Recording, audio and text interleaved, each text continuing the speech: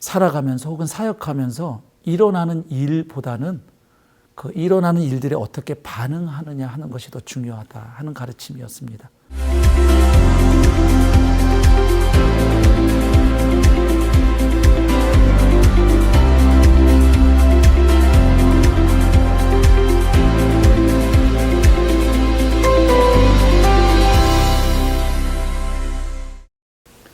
목사님 설교 준비는 어떻게 하십니까?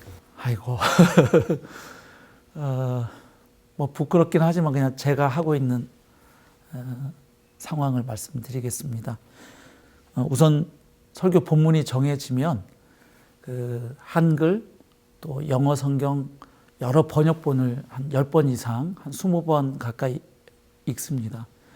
읽으면서 깨달아지고 발견되는 것들 메모하고요. 또 본문 연구를 통해서 확인해야 될 것들을 이제 메모하죠. 그리고 나서는 이제 원문 성경으로 이제 본문 연구에 들어갑니다. 그래서 이때 번역본 성경과 원문 성경에 어떤 차이점이 있는지도 확인하고요. 또 그 본문의 근접 문맥이나 전체 문맥 확인합니다. 그리고 이제 단어나 문법, 배경에 대한 연구 당연히 하고요. 이제 이렇게 해서 결국 본문의 중심 메시지를 이제 찾아보려고 노력합니다. 그렇게 해서 그 본문이 말하고자 하는 중심 메시지를 이제 한 줄 혹은 한 두 줄 정도의 문장으로 이렇게 정리해 보고요. 그러고 나면 그 내용을 성도님들의 삶의 자리 또 나의 삶의 자리하고 연결해 보는 작업을 합니다. 그러니까 삶과의 연결성을 찾는 것이죠. 그렇게 한 다음에는 그 지점, 그 영역에 예수님께서 어떻게 답이 되시고 해결책이 되시고 복음이 되시는지를 찾아봅니다. 말하자면 복음 조각을 찾는 거죠. 그래서 그 부분과 예수님이 어떻게 연결될 수 있는지 찾아보고 그리고 나서는 이제 복음 중심으로 어떻게 적용할 수 있겠는지 정리합니다. 그 작업까지 끝나면 이제 설교 원고를 작성하고요. 그리고 설교 원고 작성이 마쳐지면 이제 하나님께 기도하는 시간을 갖습니다. 설교할 때 하나님의 성령께서 기름 부어 주시고 선포하는 제 심령에도 하나님의 음성이 들려지고 또 말씀을 함께 듣는 성도들에게도 하나님의 음성이 들려지도록 그렇게 기도하고 있습니다. 저희 교회 양육훈련 프로그램은 크게 이제 두 부분으로 나뉘는데요. 하나는 일반 과정이고요. 이건 이제 필수적인 과정이겠죠. 또 하나는 특별 과정이 있습니다. 특별 과정은 이제 그때그때 필요가 있을 때에 이제 개설되는 과정입니다. 뭐 가령 결혼 예비 학교, 또 머더와이즈, 뭐 큐티 학교, 중보 기도 학교, 뭐 미션 퍼스펙티브 뭐 이런 과정이고요. 그다음에 이제 주요 핵심 과정은 이제 필수 과정인 일반 과정이라고 할 수 있겠습니다. 세 단계로 구분되어 있는데요. 1단계는 이제 복음과 신앙 입문 단계입니다. 그래서 여기 다시 이제 두 과정이 있는데 101 과정은 복음과의 만남이고요. 이제 여기서는 한 5주 동안 복음의 핵심을 깊이 있게 전하고 나누는 과정입니다. 그리고 102 과정은 이제 풍성한 삶의 첫걸음이죠. 그래서 하나님 나라 복음의 기초에서 그리스도인으로서의 삶을 이제 어떻게 출발할 수 있는지 돕는 과정입니다. 그리고 이제 두 번째 단계는 복음과 제자의 삶인데요. 여기서 201 단계는 이제 제가 저술한 그 모든 사람을 위한 복음이라는 교재로 양육을 합니다. 그래서 복음을 좀 더 온전하고 총체적으로 다시 한번 배우고 익히는 과정입니다. 그리고 나서 202 과정에서는 풍성한 삶의 기초를 통해서 복음 중심적인 그 제자의 삶의 전반적인 모습을 배우고 익히는 과정이죠. 그리고 이제 마지막 3단계는 복음과 세상이라고 이름을 붙여보았는데요. 이른바 이제 복음의 공공성을 다루는 부분입니다. 복음으로 어떻게 세상을 바라보고 그 세상 안에서 이제 선교적 존재로 살아낼 수 있겠는가 하는 부분을 다루고 있죠.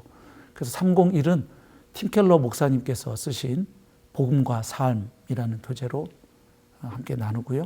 302 과정에서는 Y 미션이라는 교재를 통해서 이제 선교에 대한 이해를 가질 수 있도록 그리고 헌신할 수 있도록 돕는 과정입니다.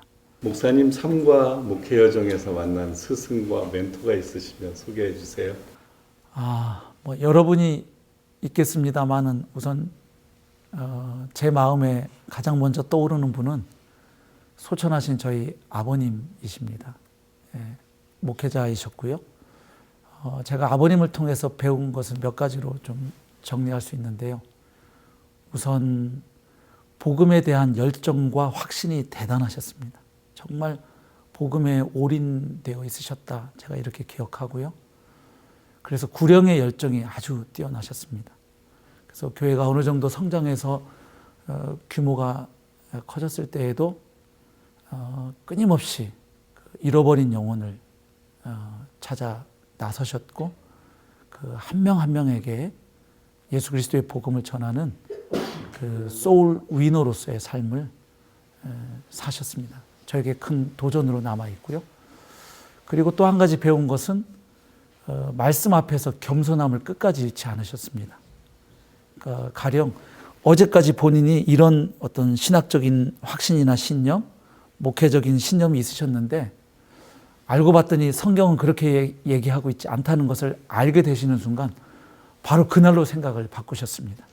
심지어는 성도들 앞에서도 지금까지 내가 잘 몰라서 여러분들에게 이렇게 가르치고 설교했는데 성경을 다시 깊이 공부해 보니까 제가 잘못 가르쳤습니다. 이렇게 용감하게 고백하셨던 분이 아버님이셨고요. 그리고 아버님이 제게 남겨주신 중요한 교훈 하나가 있는데 이것입니다. 살아가면서 혹은 사역하면서 일어나는 일보다는 그 일어나는 일들에 어떻게 반응하느냐 하는 것이 더 중요하다 하는 가르침이었습니다. 어차피 우리 인생에서 일어나는 일들은 우리가 통제할 수 없는 일이죠. 그러나 그 일어나는 일들에 내가 어떻게 반응할지는 선택할 수 있다. 그 주님의 도우심을 받아 잘 반응하고 선택하는 것이 인생을 잘 살아내고 또 사역을 잘 해내는 길이다. 늘 이제 그런 가르침을 주셨는데 여전히 제 마음에 좀 남아 있고요. 그리고 저에게 요즘 또 가장 큰 멘토 분들이 있습니다. 그것은 이제 CTCK 이사 목사님들, 또 복음과 도시 목사님들입니다. 저도 영광스럽게 부족하지만 이사로 동역하고 있는데요. 목사님들 뵐 때마다 도전을 받습니다. 목사의 인격과 영성에 대해서 또 목회 사역에 대해서 만나 뵐 때마다 또 대화를 나눌 때마다 교제할 때마다 큰 도전과 또 깨우침을 얻고 돌아옵니다. 그래서 저에게는 그분들이 한 분 한 분 저에게 소중한 멘토분들이라고 말씀드릴 수 있습니다.